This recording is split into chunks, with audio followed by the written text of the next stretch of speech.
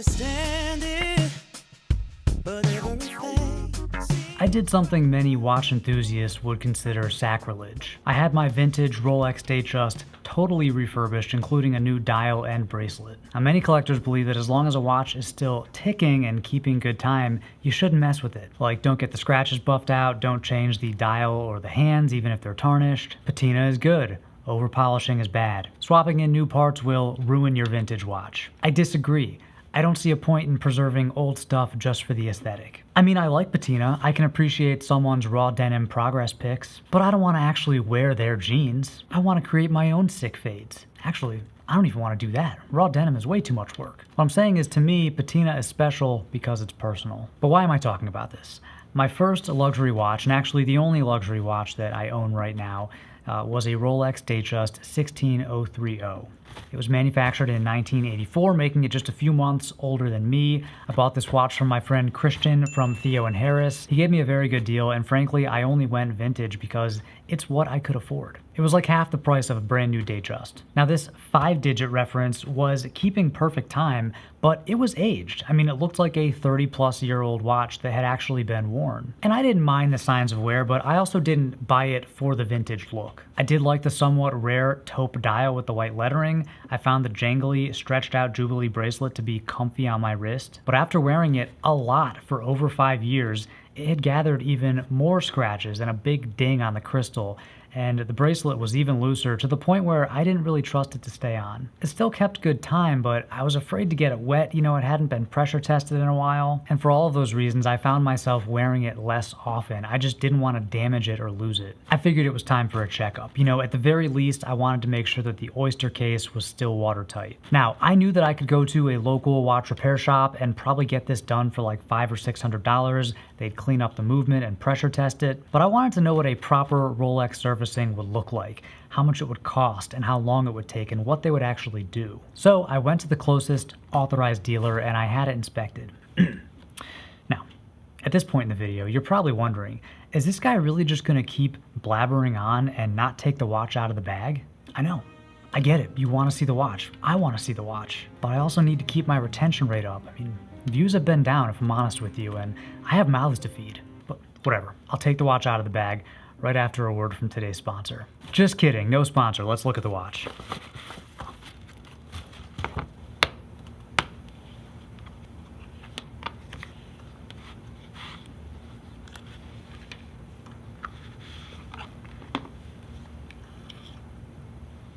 Okay, now that we got the watch out, I'll continue my story. So the authorized dealer sent this Datejust to their Rolex facility, and they came back with a laundry list of problems, including the crystal is scratched, the bezel is scratched and shows impact damage, the case body is scratched, dented and worn, the case back is scratched, deformed and worn, the crown is worn and shows impact damage, the bracelet is worn beyond practical use, metal is worn away on links and pins, especially on end links, movement is dirty, movement lubrication is dry, movement has rough winding, automatic module lubrication is dry and dirty, dial luminescent is discolored and shows water damage, and to just hammer the point home, they ended with, the bracelet is dangerously worn and not secure and therefore will not be reattached.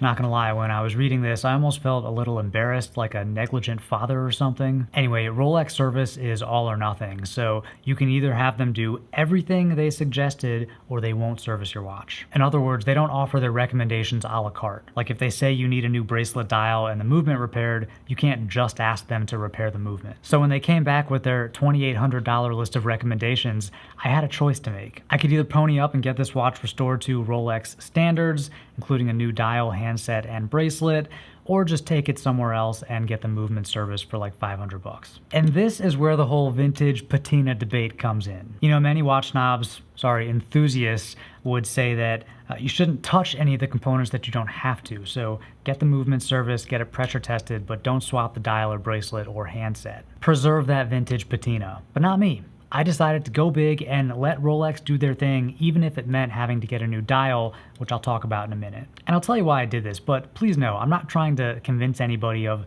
the right or wrong way to maintain their watch. This is just what I decided, and I'm just talking through my thought process in case it's helpful for anybody else in a similar situation. So why did I pay a premium for an official Rolex service center? 2 reasons. I guess I could take it off this little pad here. One, this is a forever watch.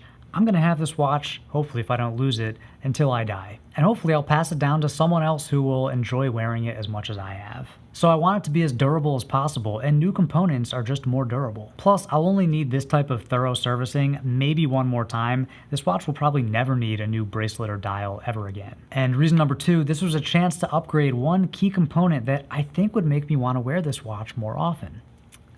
And that's the bracelet. I just dress much more casually than I did 5+ years ago when I bought this watch. And I kind of found the Jubilee to be a bit too flashy for everyday wear. Like if I'm wearing shorts and a t-shirt and chacos dropping my daughter off at daycare, the Jubilee always just felt a little dressy. Plus, I've always loved Rolex's Oyster bracelets. They're more casual and sporty than the Jubilee, but they're every bit as comfortable in my opinion. I've worn other Rolexes with the Oyster bracelet, and I really enjoyed them. So I figured if I'm buying a new bracelet as part of this service package, I might as well get the one I want. And I know that some Rolex purists will say that an Oyster bracelet should only be paired with a smooth bezel, and that Jubilee bracelets look best with fluted bezels. But you know, I've seen so many variations, including Oyster with fluted, Jubilee with smooth, and I think they all look pretty cool. This is one of those subjective details that watch nerds will debate until the cows come home, but I say just do whatever you like. Also, this watch doesn't have the white gold fluted bezel. It's actually a steel engine-turned bezel, which they don't make anymore.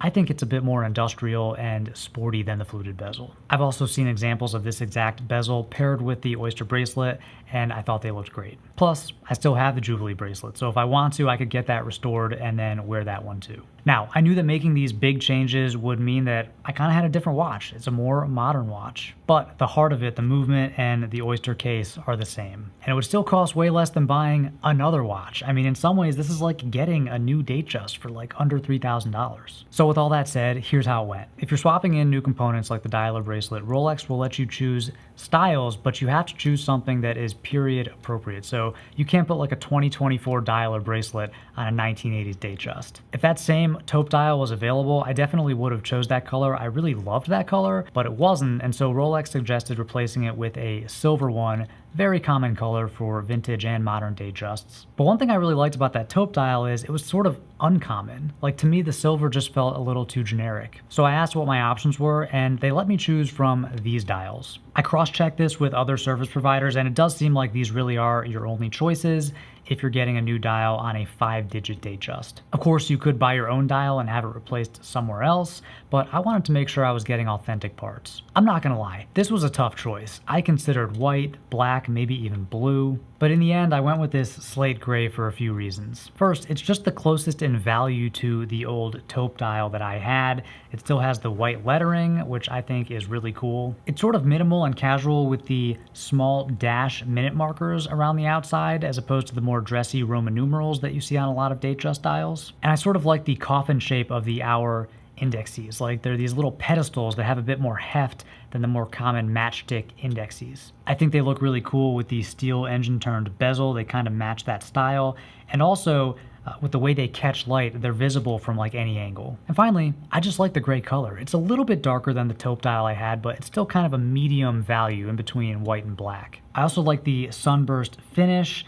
It kind of changes depending on what lighting scenario you're in, and I think that keeps a watch interesting as opposed to a matte color dial. Plus this dial actually has working lume, which you don't get on all Datejust dials. Yeah, it's not as bright or powerful as what you get on a modern sport watch, but it's still kind of cool and practical to have a bit of glow on a vintage watch. So I chose that dial and bracelet. I put down my deposit, I think it was about $800, and I donned my Casio F105 for 10 weeks, waiting patiently. I actually really enjoyed wearing this little Casio. It's sort of a more practical version of the legendary F91W because unlike the 91, this has a full backlight, and it's only like $5 more expensive than the 91. I mean, this little watch really does it all. I actually find myself using the stopwatch just to time random stuff, and I can just hand this to my 9-month-old if she needs a distraction. Will she eat it? Who cares? And let's be honest, digital watches are just easier to read. I don't care what anybody says. This thing is super comfy on the wrist. It's like a bracelet, just disappears. Anyway, we're getting a bit off topic. Let's get back to the Datejust. So I finally got the call saying that this watch was back from the spa. The next day happened to be Father's Day. My wife watched the kids while I went and got a haircut and then went and picked up this watch. It was actually a really fantastic day. Thanks, wife. That afternoon, we took the kids to the pool, and I somewhat nervously wore this into the pool and the hot tub. I had to do it. I had to get it over with. I knew that if I took it off, I would just baby this watch forever. I'm happy to report that no water made its way into the case. I know a lot of people don't wear their luxury watches into the pool or hot tub, especially a vintage one. You know, water, heat, and chlorine probably aren't great for watches, but that ain't me. I don't want to wear a watch that has to be babied. This is a Rolex after all. It has an oyster case. It was literally built to handle submersion and impact and temperature. And yeah, I'll get it pressure tested every few years, but until then, I'm gonna wear it as I live my life. It's almost too pristine right now, you know, it's like a pair of fresh white sneakers, a little too squeaky clean. I need to scratch it up a little bit just to get that out of the way. And that's the point. I'm looking to create my own patina on this watch. And when I eventually give it to one of my daughters, if they want it, they'll know that every scratch and ding came from me living my life and working and hanging out, spending time with them. And hey, if they want to get it serviced and replace the dial or the bracelet, that's fine with me. It'll be their turn to create their own patina, their own experiences. Probably put this on at this point now that we're wrapping things up. That's my update. If you have any questions about getting your Rolex serviced or this watch or really anything else, let me know down in the comments section. Thank you as always for watching, and until next time, stay stylish.